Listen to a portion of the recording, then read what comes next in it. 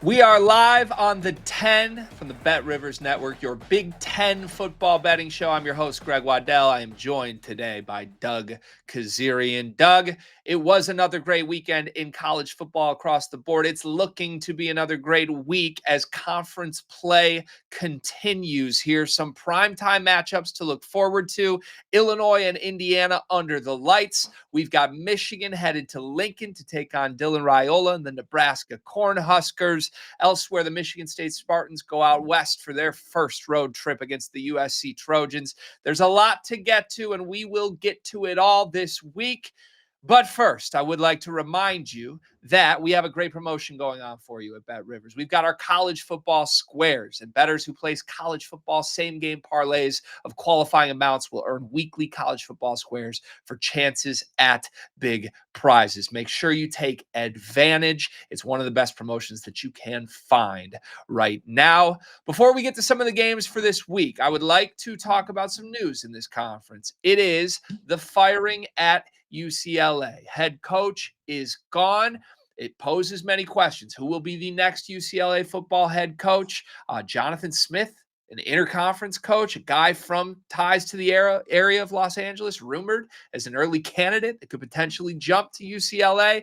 However, there could be some opportunity to change our approach to how we view the UCLA Bruins. If you've watched this program in the first month, you know that we have loved fading UCLA at all stops. That's been one of Doug's favorite approaches to his weekly card. Doug, I'll just throw it to you broadly here with the news that they are coachless for the time being. No UCLA game this week, but how does it change your outlook on the Bruins and how to bet them this season? Fortunately, it's not like the old school baseball wagering that we had to endure. Listed pitcher, things like that. My win total of under 5.5 still on the board, so we're good. That is still a valid ticket that we discussed entering the season. But I'm not going to overreact too much. Now, clearly, I would prefer, from a betting standpoint, for Foster to remain. But I think the talent is certainly lacking there in Westwood, and I'm not really concerned too much. They should be underdogs in every game the rest of the season. I don't think this changes much. The lifeless component, there is an injection to that sort of energy. So maybe we'll see a little bit more spirited effort. And I will say the teams they played, while not the biggest household names, all much better than I think people expected coming into the season, right? Utah could now win the Big 12, and now they were like a chic dark horse coming into the season. Then UNLV, obviously a strong season last year. No one knew what to expect with Barry Odom leaving, going to Purdue. But the Rebels look pretty solid and have found their quarterback in all likelihood. And New Mexico, decent sort of performance to start the year. And then obviously the big win and that last performance at home for the Bruins is really what did DeShaun Foster in. So this is not exactly rolling into to bad teams and getting smoked, but certainly understand the coaching move. But this team could be somewhat competitive and maybe hover with big point spreads the rest of the way in conference play. Yeah, they're certainly going to get big spreads. It's a trope we've seen throughout sports history. How do you rally the locker room, right? And say what you want about DeShaun Foster. He clearly did not have much of a galvanizing effect on that team. Lifeless, to say the least, especially in the second half of that New Mexico loss. I think the time was right for UCLA to make a move. Be curious to see how they handle the hiring process here. I mean, could we see some sort of crazy, I don't know, developments in terms of who could potentially take the job before the season ends? It could have conference implications if Jonathan Smith truly is involved. However, you've got to wait, and they're going to play without a head coach for much of the rest of the season. No UCLA game this week. They go to Northwestern next weekend for their first trip. I would almost rather them have a home game if we were going to talk ourselves into the come together moment, but we'll see how they handle a trip out east against a beatable Northwestern team for basically anybody with a pulse in the country. Troy, you have a note on this. Let's throw it to Troy Machir. What do you have? Yeah, well, this is a fascinating development because, this show had been fading UCLA, excuse me. And if you had faded UCLA in basically every bet type in the first 3 weeks, with exception to one over under, I believe, in the New Mexico game, if you had gone against them, you'd be in and around 90% winning percentage. So you like that early in the year when you can identify teams to fade that hit all the time, and that can be your bread and butter every week unless there's a weird matchup. But you know that there has been chaos behind the scenes with DeShaun Foster and, you know, the attention of Nico Iamaleava being there. But so coaching changes early in the season when the team still has the energy, when the team is still somewhat together, even if it's a bad start, a coaching change can push it right in the other direction. And you see this in baseball, early season firings in, late May, early June, where there's still, 30 days until the trade deadline. This happens in international soccer. It actually happened last week where a team that had lost their first 4 games fired their manager, who was a high-profile coach. The very next game against a good opponent, they got down 9 men, not 10 men, but 9 men, and they scored 3 goals in the second half to win the game. So there is a push to the other side that we see across the board in all sports. Thinking about Northwestern, yeah, they have to go to the Midwest. That's not ideal for a West Coast team, but it's probably going to be a pretty, a reasonable spread because both teams are not good. And so, it's really fascinating. Do you take this idea of, man, just easy fade on UCLA to now? Do I go against it and potentially, as road underdogs, what we probably think with the travel, is this an opportunity, at least for 1, 2, or 3 games, to potentially look to back them, which is something I never would have thought all season long. Yeah, we'll have a week to wait before we see the new look Bruins, but we will have more thoughts next week on next week's edition of the 10. All right, let's get into some great games for the upcoming weekend slate. Michigan on the road at Nebraska, 2 powerhouse brands, a battle for the rights to the 1997 national championship, dare I say? I don't know, but Bryce Underwood, Dylan Raiola, 2 quarterbacks that are polarizing for a variety of reasons. Michigan minus 2.5, our total 45.5. Doug, what's your early look here?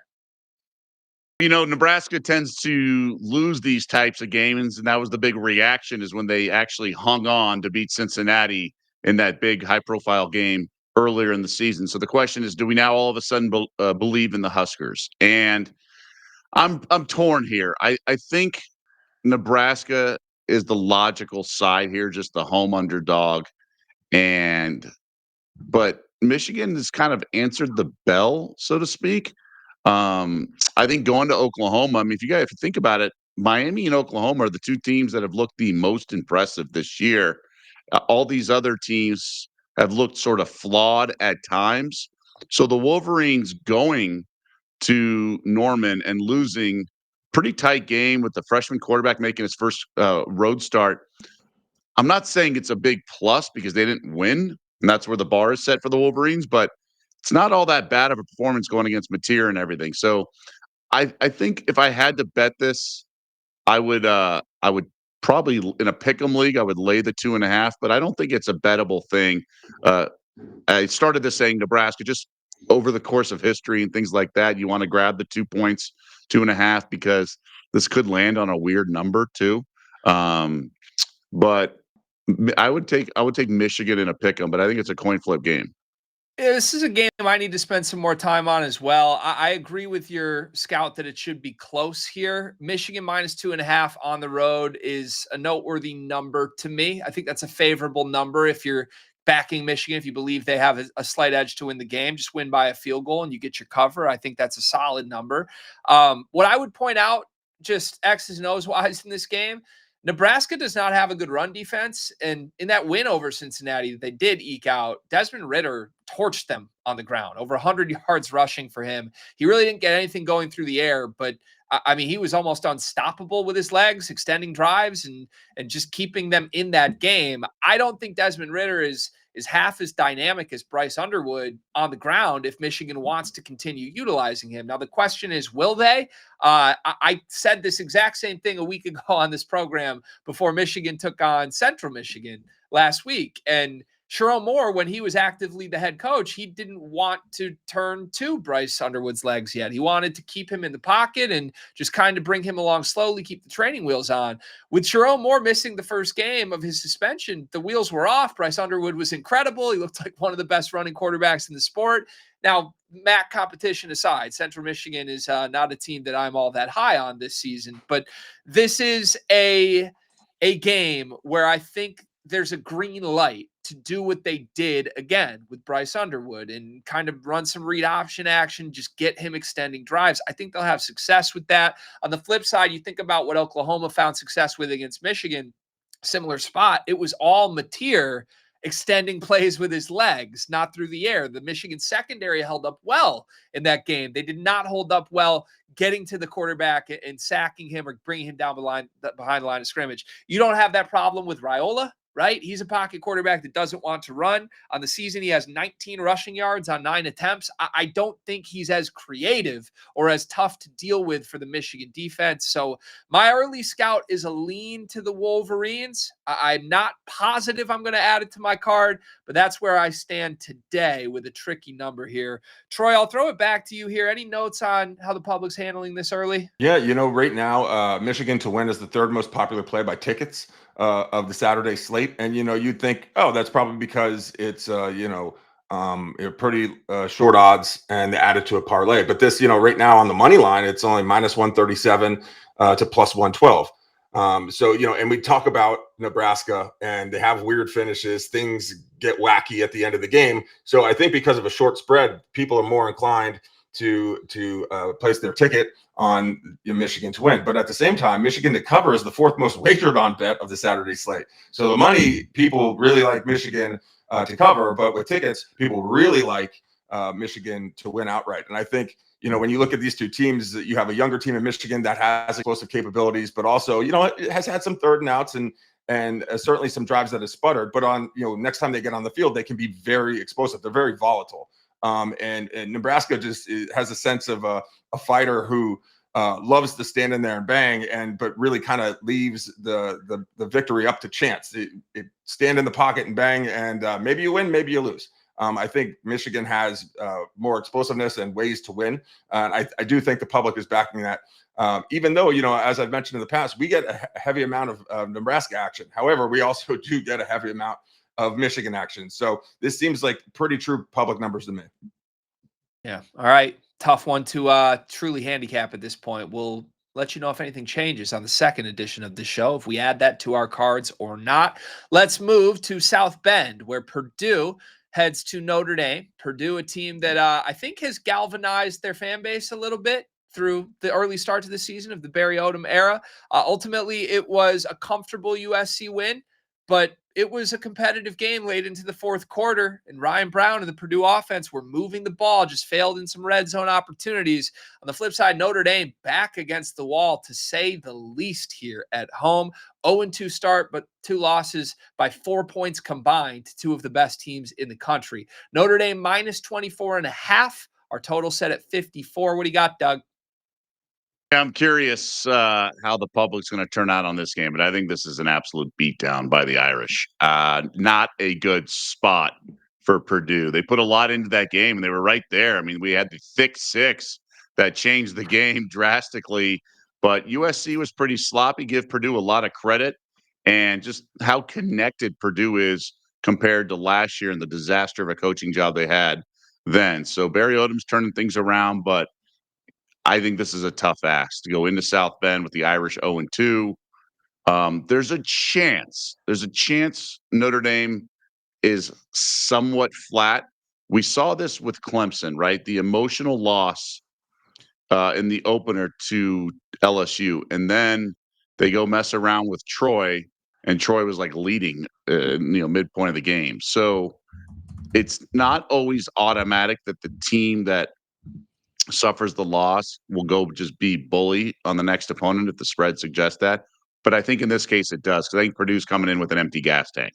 Purdue put a lot into that game, and now the Irish, I think, will just bust long runs. And I think this is a 30-point win, 35-point win. So I'm on the Irish here. Yeah, I am with you. This will be on my card. I think it's a relatively favorable number. I think Notre Dame should win this game by at least 30, at least 4 full touchdowns. Now, Notre Dame, I've been really impressed with them. I mean, Texas A&M stole a rabbit out of a hat in that final play of that game. This is, I think, a totally different outlook mentally if Notre Dame's sitting here at 1-1 and just got one fourth down stop to come away victorious. But I really think this is a very good football team. I've been impressed with Carr, the quarterback, in his first year. They obviously have Jeremiah Love, who's one of the most talented running backs in the country, but they're still big and talented NFL players on both sides of the ball pretty much everywhere. This is going to be a long rebuild for Purdue, and give them credit because the narrative has become, hey, Barry Odom's got this team motivated again. Respectfully, my dog is a 7-year-old golden doodle, and I think he could get this program more motivated than Ryan Walters did at times last year. I was not impressed with Purdue keeping it relatively close with USC. I thought they were in the red zone 3 different times and came away with 0 points. I mean, one of their touchdowns was scored on what should have been a fumbled trick play that was ran the other direction if USC knew what was going on. It was a weird, wet game that started 3 hours late with storms, and I'm just not all that into the idea that they covered, so now this program is back.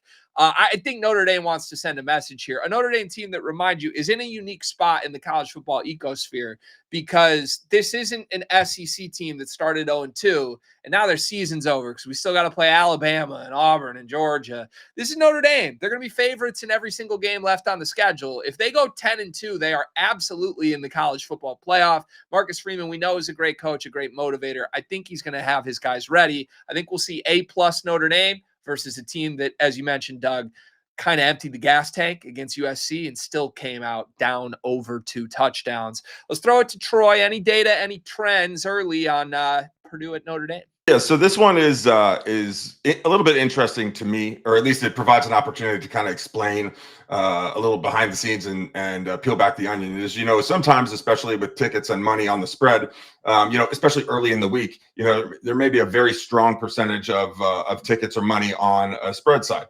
That's due in large part to still people getting familiar with the card. And, we see certainly our most wagered on in tickets coming on Friday night and Saturday morning. However, that plays out. 91% of the money and 80% of the tickets are on Notre Dame. But then when you compare it to every other game on the card, they are the most wagered on play of the week. And by tickets, they're the third most wagered on play of the week. So we have a lot of money and not a lot of people are backing Purdue. There's another interesting one here, and that is this is the only game in the Big Ten that we're discussing that both the money and tickets are on the under. Over-under's at 54. You think Notre Dame is going to shellac Purdue. Purdue won't be able to put anything up. And like you guys mentioned, Notre Dame has a lot to play for because people are thinking they're 0-2. Well, they're 0-2 against very good teams under a 4-point result. But the interesting thing for me here is that each of Notre Dame's last 4 games have gone over the total points line. If you look at this game last year, I think it was 66-7. And, even when the games have been a little bit closer, it's still 31-17 or 44-24. There was that really close 28-24 game that Notre Dame had to rally back with a deep touchdown late in the game. So the trend suggests that this should go over. It is a big number at 54, but the tickets and money are on the under. So that's something to watch. And hopefully it's a high scoring game. Either, Notre Dame comes out and takes care of business, or it's another weird one where Purdue is throwing trick plays and Notre Dame sleepwalks a little bit to it because they're exhausted and they're fed up with the with all the people talking about whether or not they should be ranked. Interesting. All right. Well, thank you, Troy. As always, we're going to hear more insights from Troy on the second episode of this show later this week on Friday. For now, Doug and I will move to Indiana and Illinois. I think this is the game of the week. I would argue College Game Day should be there. I'm disappointed they're not. I know they need to go see DJ Lagway throw 5 more interceptions, but this is a game where I think whoever wins has the inside track to a college football playoff appearance. And back to our preseason show, I'm holding a preseason ticket on both of these teams to make the college football playoff. So I'm hoping they both show out and it's an entertaining game. Indiana, 5-point favorites. This line has been moving a little bit. It opened around 4. It's up to Indiana -5. Our total at 52.5. 2 good teams, 2 great coaches. Doug, what do you make of it? I tweeted on Saturday as soon as I heard where they were headed. It's like, really? You can't go to this game? There's like 3 other options I would have gone instead of the game they're going to. I'm fascinated by this game, fired up as a fan to watch it. In terms of the Hoosiers in tight games, they beat Michigan last year in a tight game. The Ohio State game got away from them after the punt, the muff thing. And so they're capable. I mean, they were trucking opponents all last year. So they're capable of playing tight games, obviously different personnel, especially at the quarterback position this year. But it is something to keep in mind when you have a team that just beats up on everyone, then loses to the big dog. It's like, can they handle a close win? And I think they can. I have to grab the points with Illinois. I just wonder if I use a little too explosive for an Illinois offense that is somewhat frustrating if you're backing them at times. I'm not playing the game yet. I do lean over. One of those things, I think just good offense beats good defense. So I like the Illini's defense, but I think Zignetti is going to figure out a way to unlock some of the offense against this game. I don't think Bielema's going to be able to do what he wants to do in this sort of structure and just grind out clock and play this game, muck it up. I just don't think he's going to be able to do that. I think the Hoosiers are going to be ready to rock and want to sling it around and do what they want to do on offense. It's obviously a very different opponent than these teams have faced recently. So it's just a fascinating game. I think I need more sort of data, if you will, on my eye test. I just think I need to watch another game with each of these teams and then before I kind of can fire out the window of confidence. Yeah, that's totally fair. I don't blame you, especially given who some of these games have been played against, right? Indiana had one of the weakest, if not the weakest, non-conference schedule in the entire country. Illinois had Duke, which we thought was a big game, and then Duke loses to Tulane a week later, so we don't really know what to make of the Blue Devils right now. The one thing I think is certain in this game, and I think you alluded to it, Doug, with your lean on Illinois here, I think Illinois is a great football team. I don't have questions about this team. Now, I think your handicap or how you play this game as a better has to come down to what you believe Illinois is. Do you believe they are the ninth best team in the country, which is what the AP poll tells us we should believe? Or do you believe that that's a little overpriced and they just returned a lot of guys from a team that had a favorable schedule last year and maybe they're not going to live up to that? I think they're going to live up to it. I mean, this team returned 16 starters from a team that I thought was pretty phenomenal in their big games last season, outside of the biggest, baddest, talented trio of Oregon, Penn State, Ohio State.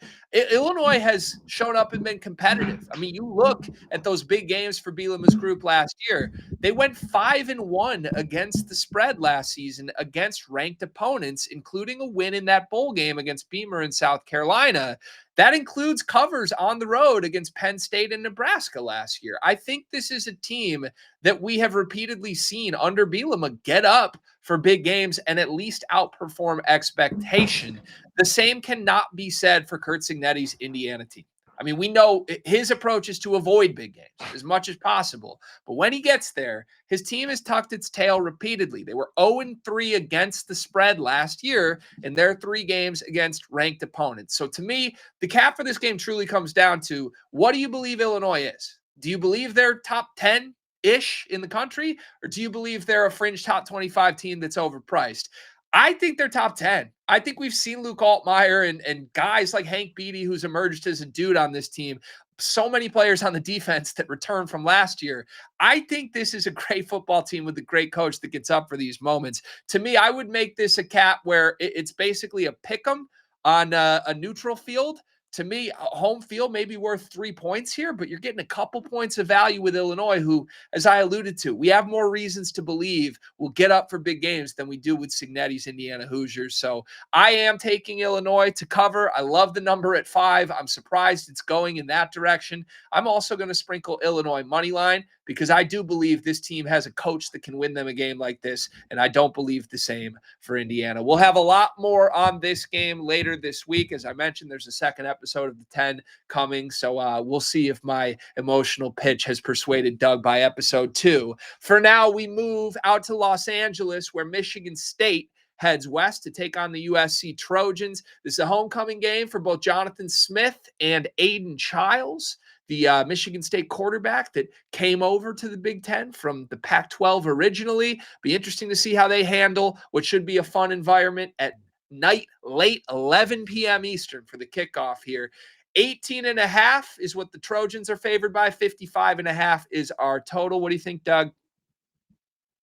And I'm really torn because the Trojans didn't look good, right? 3 turnovers against Purdue. That game could have been really interesting if they had just protected the ball, they being the Boilermakers.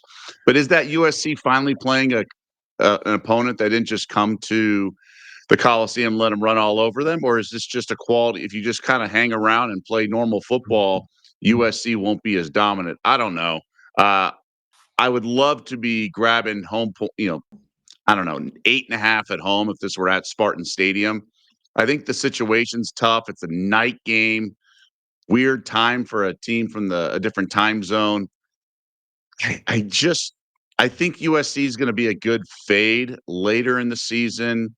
I just wonder if this is a little too much of an ask for the Spartans, but I certainly am not laying it. If they cover, they cover. But for me, it's Sparty or pass. Well coached, they'll be ready. But we see on the graphic here, they're 0-3 ATS. I think the schedule's broken right, and obviously they had the thriller against BC.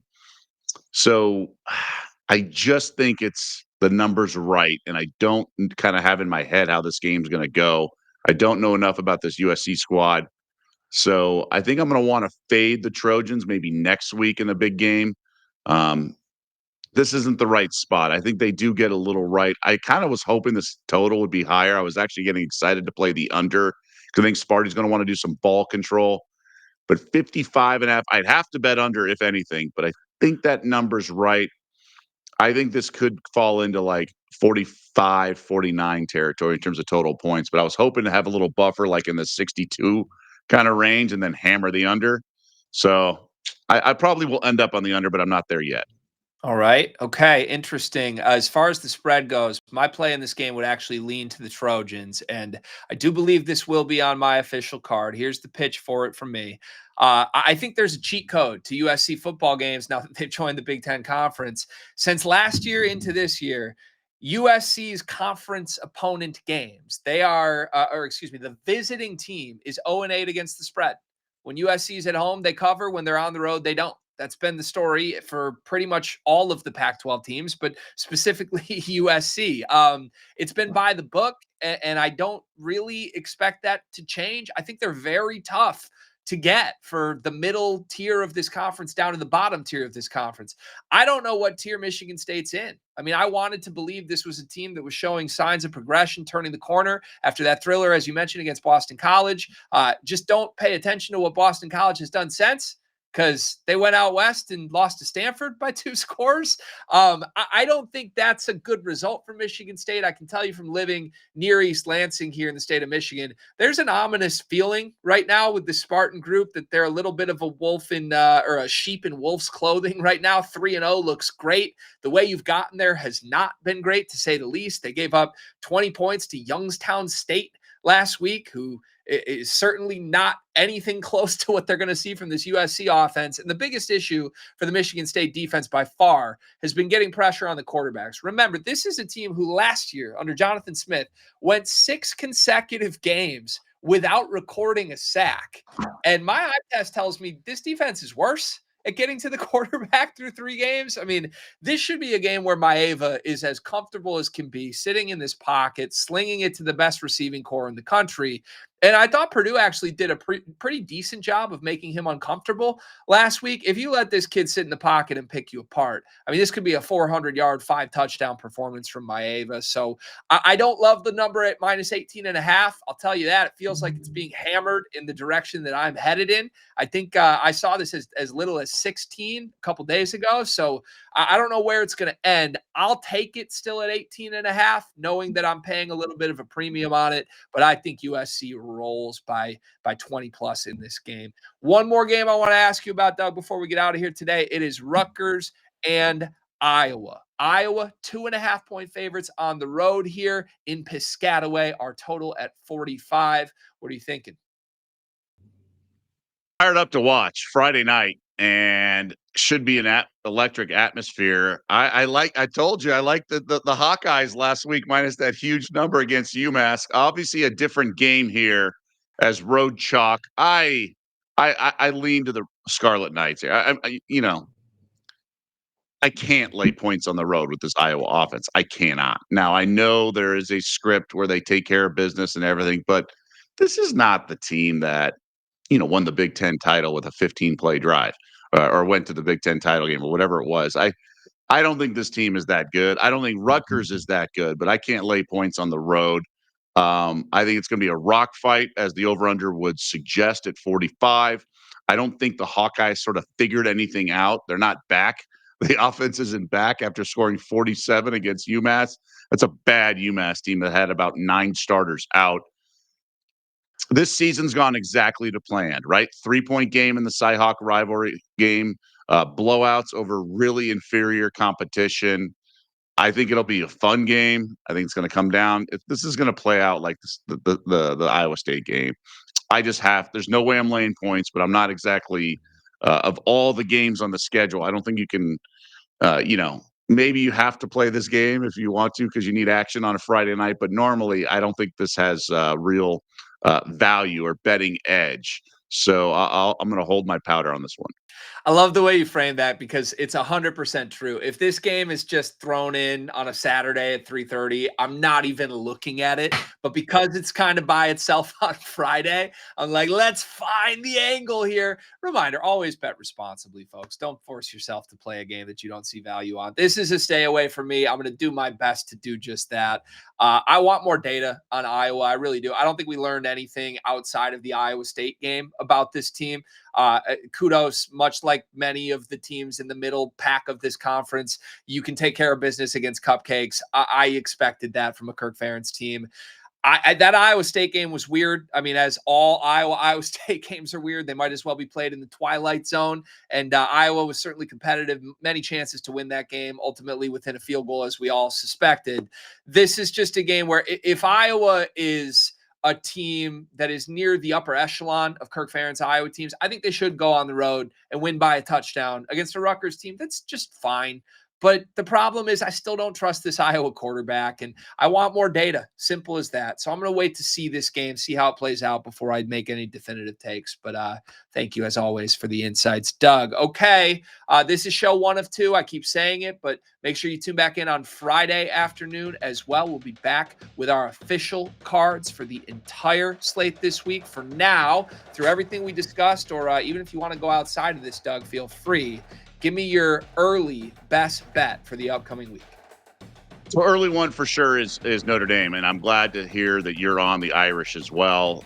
You never want to get in the habit of laying big numbers like this all the time, but I think the situational spot calls for it. I have a few other leans in the 2 rivalry games involving Big Ten teams, Washington against Wazoo, and then the Civil War. I'm leaning chalk there, at least team totals maybe for the favorites over, but going to think about it some more. We'll talk about it later in the week, but definitely a play for me on the Irish. And then I got to flush out some of the early action. But the inferior teams, the underdogs in those 2 rivalry games, they're bad. And I've been fading them all season. And I know you throw out the records or whatnot, but I think it could be some beatdowns in those games. Yep. Yeah, especially Oregon coming back home, too, from a weird, rainy northwestern spot last week. I think we see them at their best. All right, I like both of those shouts. As Doug mentioned, we'll talk further details on those games in the Friday edition of the show. For now, I'm rocking the Orange Crush shirt. I'm going Illinois, baby. I can't believe this line is 5. I truly can't. I think it's disrespectful. And I think Brett Bielema can play with disrespect. So I expect a highly entertaining game, but add Illinois as my best bet this week. I don't think that's going to change, and we'll talk more about it on Friday. Thank you to Doug, as always. Thank you to our team behind the scenes. Thank you to Troy. Thank you to you for watching this episode of The 10. We will be back on the Bet Rivers Sports Network College Sports Rush, where you can also find Sports Better's Paradise every single week with Jimmy Ott. Make sure you get that College Football Squares promotion as well. Tune back in on Friday to get our full cards. We'll see you then.